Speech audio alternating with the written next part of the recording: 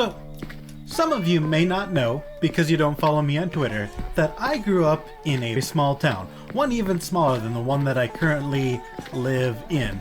Just a tiny Minnesota town in the middle of nowhere.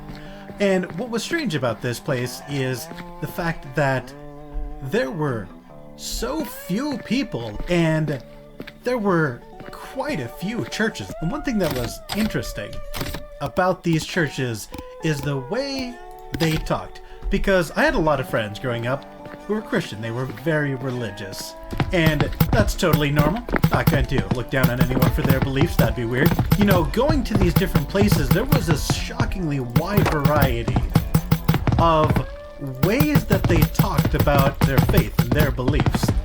Many of these, if not most of them, they were trying to spread an uplifting message of hope and positivity and goodwill, and just using the good book to translate it into a way that a modern person could understand, and extract lessons from the book that you could apply in your daily life to be a more fulfilled and happy and peaceful person.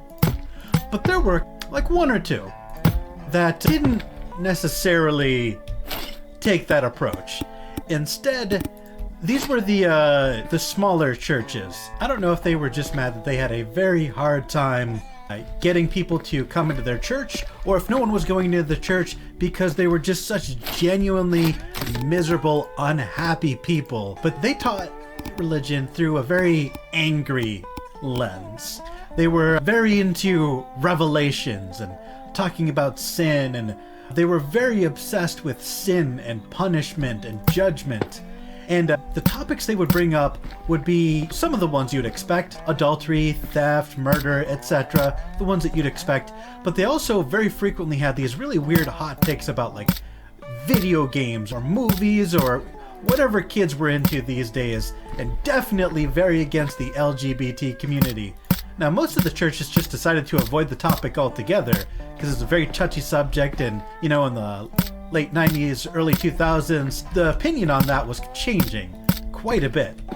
And new perspectives were coming out, and most of them just decided to avoid the topic altogether. But there were always like one or two who were just obsessed with the topic. And they were just so unyieldingly hateful and angry and obsessed with talking about sin and hell and blah blah blah blah blah. And they would get like red-faced angry, like absolutely livid, talking about the various ways that you could end up in the fiery pits. And like, I didn't even go to these churches. I would just show up because, you know, my friends were like, please don't make me go to church alone with all these, kooks and weirdos alone. I hate church. If you're with me, I can tolerate it. I'm like, bro, I'm Jewish. I don't even follow none of this. And they're like, please, I don't want to do this alone. I want to have company. I'm like, all right. And just like the very few times that I went, it was just such a miserable and hateful, judgmental experience. I don't know why anyone would go to these places willingly. And every time I went to one of these places, it didn't make me angry, it just made me sad. How do you get to some point where you've got a figure whose whole point is sacrificing himself for people's sins and spreading peace on earth, and you decide to twist those words and make it something hateful?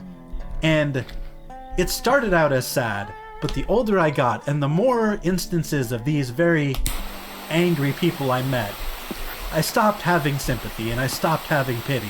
And I started to get very angry.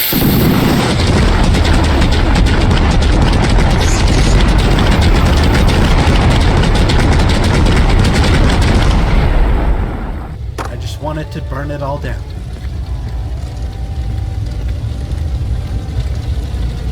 Just so my friends, people I cared about, and not have to feel obligated and pressured to sit in these pews and listen to some maniac get red-faced and scream about hellfire and sin to otherwise decent people.